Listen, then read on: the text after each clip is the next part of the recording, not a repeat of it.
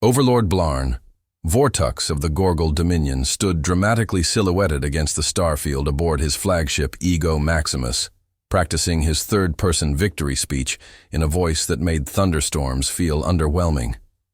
Soon, all of Earth will bask in the mighty embrace of the Gorgal Dominion, he declared to no one in particular, unless you counted his quivering assistant, Sploob, who looked like someone had deep-fried a jellyfish and added LED lights for flair. Sploob was technically a sentient bioform with several degrees in imperial logistics, but lately his job mostly involved nodding, leaking bioluminescence under stress, and whispering, "This is a terrible idea, sir," at 10-minute intervals. Today's brilliant galactic maneuver? A peace treaty offering Earth inclusion into the Dominion, complete with access to the galactic trade network, cultural exchange programs, and oh yes, embedded malware designed to crack Earth's planetary defense grid open like a piñata. All of this would be delivered during a very pompous treaty-signing ceremony.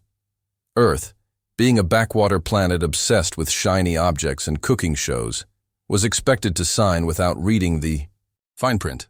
Vortux clapped his hands with a satisfied grunt and summoned the press drones. "Prepare the gold banners and the ceremonial chairs.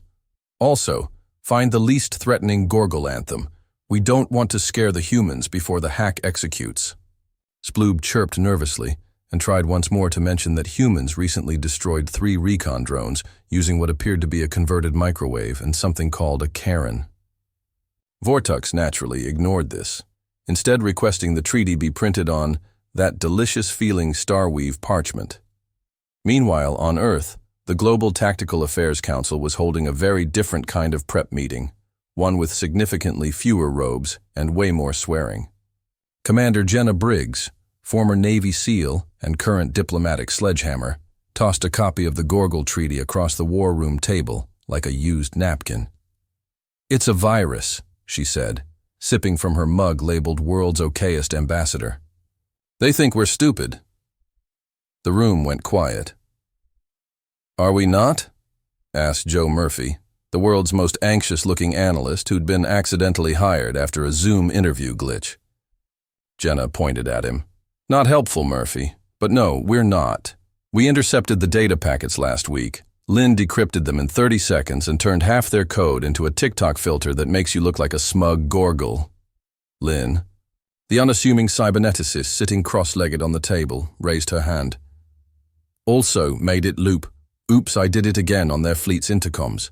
It's performance art." "Perfect," Briggs said with a wicked grin. "We'll give them what they want, a signing ceremony.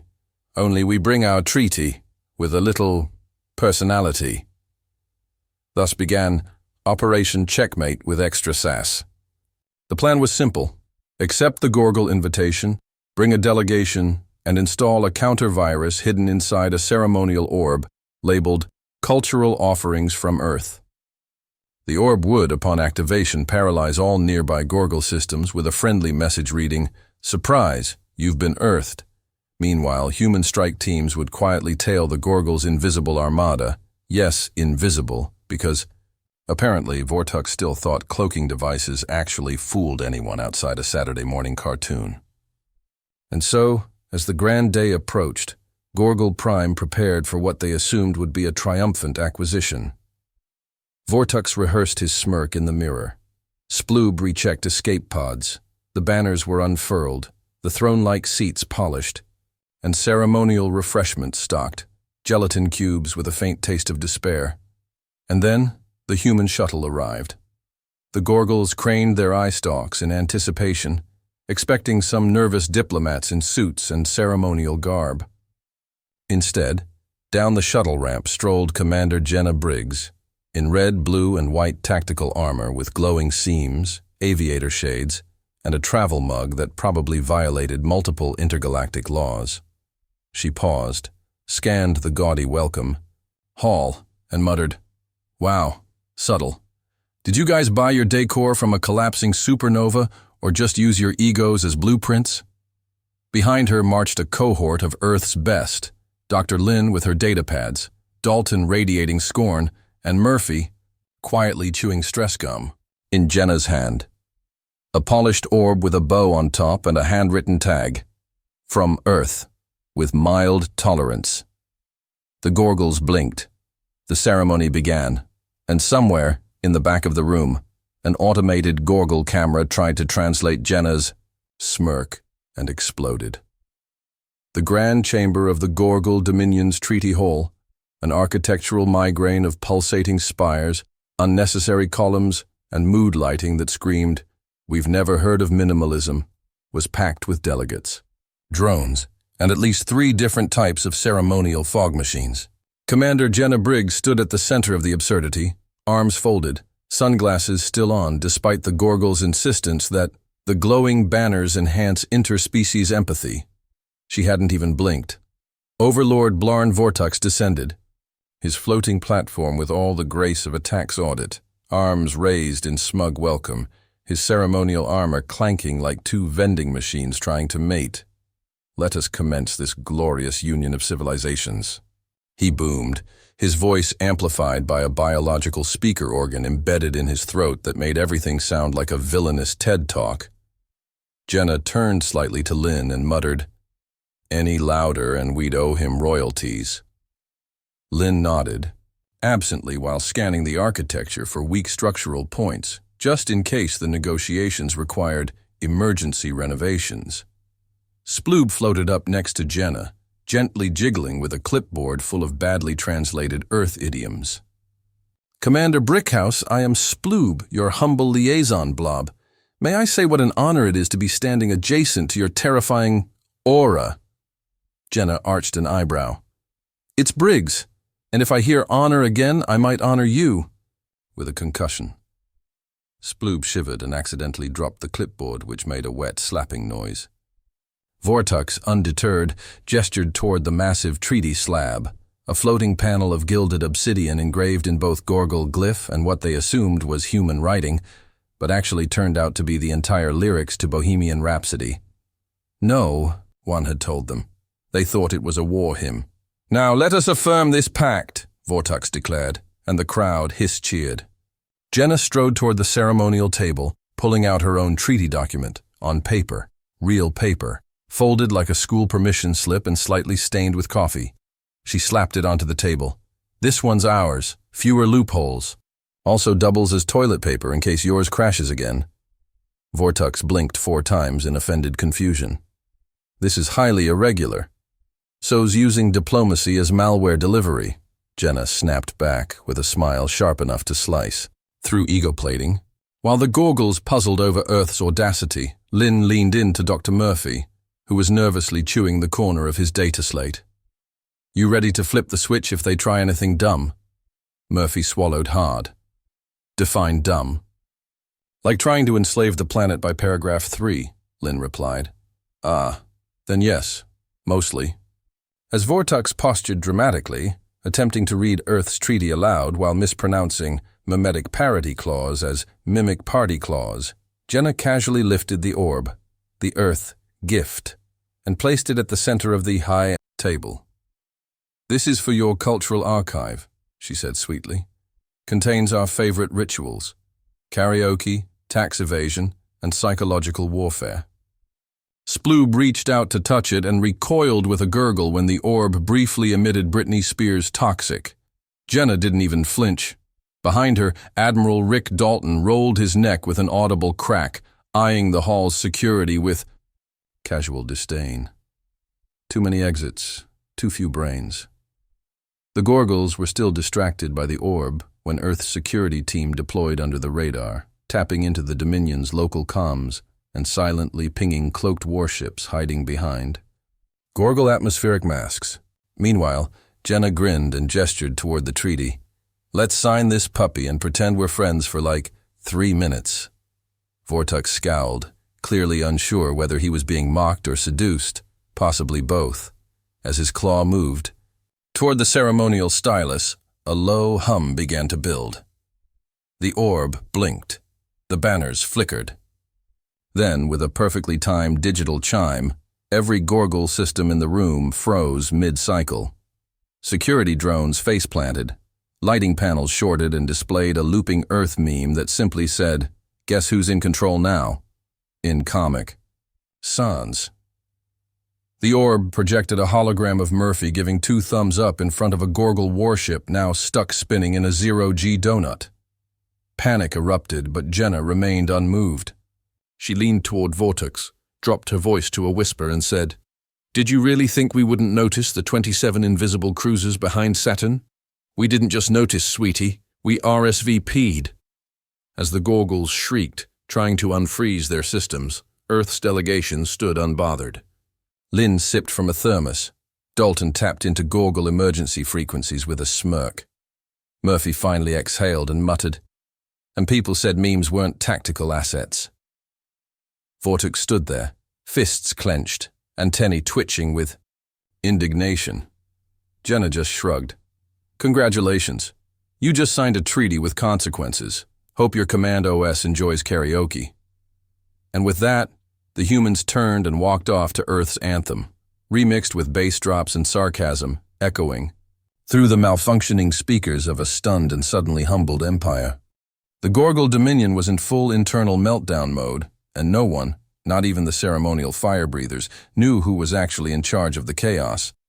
One moment they'd been toasting to subjugation with gelatin cubes and interstellar smugness, and the next, their grand treaty ceremony had been hijacked by an orb playing Britney Spears and a human woman who smirked like she'd just won a bar fight without spilling her drink.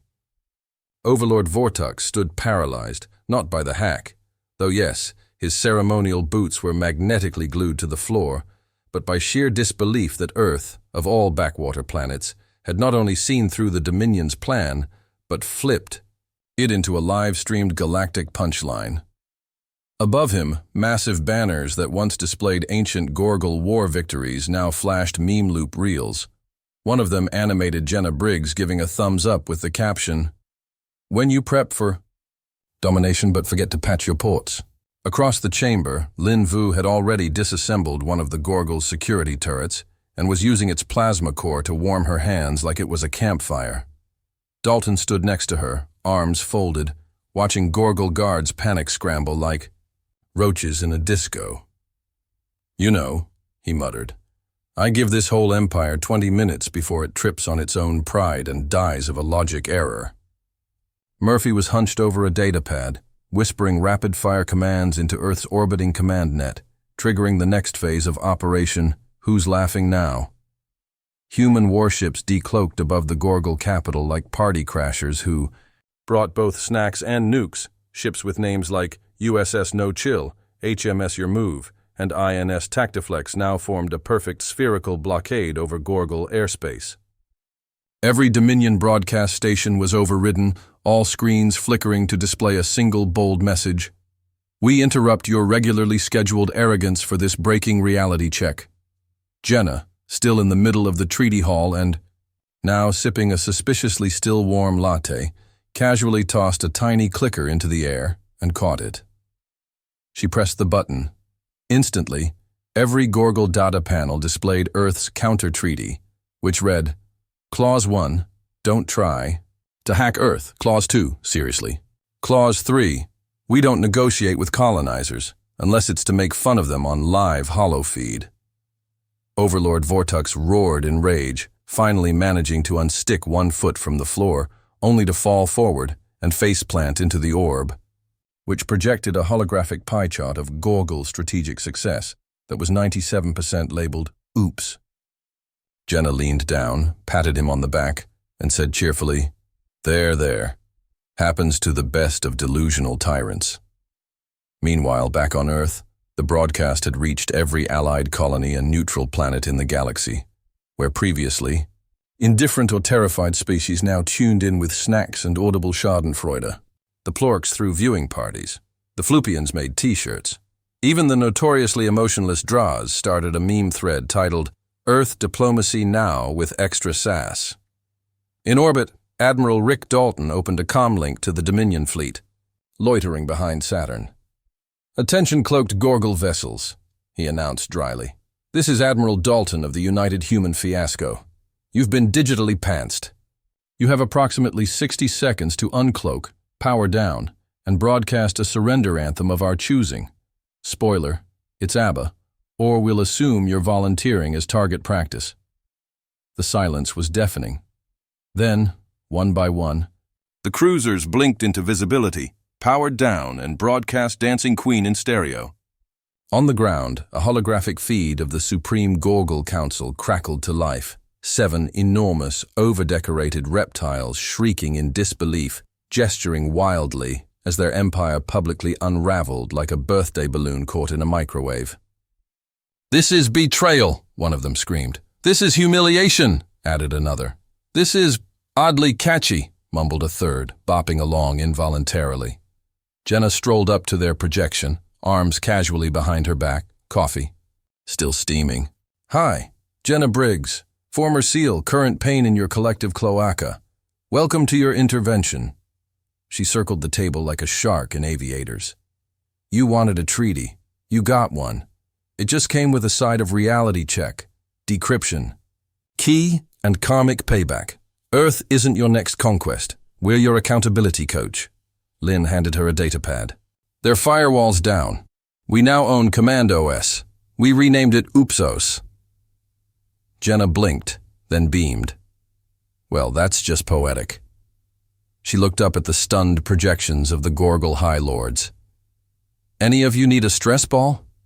We've got one shaped like Earth. You squeeze it, we squeeze back." The Dominion's defenses were now running on Earth-coded protocols. Their broadcast system was rerouted through Murphy's meme cache.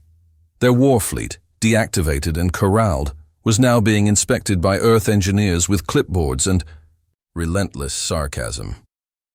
Across the galaxy, the message was clear. Humanity didn't just survive galactic politics. They weaponized humor, tech, and psychological whiplash into something lethal. The era of the Dominion was ending. The era of Earth? Just getting warmed up. And somewhere in the back of the treaty hall, the orb began playing "Oops, I Did It Again" on repeat. The silence that fell over the galaxy after the events on Gorgle Prime wasn't peace. It was the stunned, unblinking pause of every empire, regime, and alliance simultaneously asking, "What just happened?" The once feared Gorgle Dominion, proud possessors of 1,000 annexed worlds and 17 different hymns about their own greatness, had been outmaneuvered, outhacked, and outsnarked by a small blue planet whose most famous exports included cat videos and conspiracy podcasts. At the center of the storm stood Commander Jenna Briggs, now unofficially dubbed the Ambassador of Oh Hell No by both allies and enemies alike. As the final broadcast from the treaty debacle looped across interstellar networks, featuring Overlord Vortux tripping over the orb while Dancing Queen played in the background, Jenna returned to Earth aboard the USS Sarcastica, greeted not by fanfare, but by a standing ovation of military, scientific, and civilian staff all wearing T-shirts that read, "Galactic Diplomacy, we came, we mocked, we memed." In orbit, Earth's fleet had tripled in size practically overnight. Neutral civilizations once terrified of drawing the Dominion's ire were now openly requesting treaties with Earth, often accompanied by fruit baskets and apology letters for past indifference. Even the Plorks offered honorary citizenship to Briggs, who politely declined and suggested they instead invest in sarcasm training. Back in the war room beneath Geneva Command, Admiral Dalton stood beside Dr. Lin Vu and Joe Murphy, watching real-time footage of Gorgle warlords awkwardly decommissioning their fleets under Earth oversight. They renamed their flagship Pride, "A Vortex to SS Oopsie Daisy," Lynn said, not looking up from her tablet. Murphy's virus embedded a passive-aggressive AI assistant into their fleet command. It offers suggestions like, "Maybe don't invade anyone today." Dalton grunted in approval. Subtle. Murphy blinked. It also sings elevator music until they comply. Meanwhile, the Supreme Gorgle Council, once shrieking demigods of galactic conquest, now appeared in emergency broadcast conferences looking like melted cake toppers. They begged for sanctions to be lifted, only to be politely redirected to Earth's new Department of Cosmic Public Relations, where a bored AI named Cheryl handled all incoming requests with the phrase, "Your call is very important to us.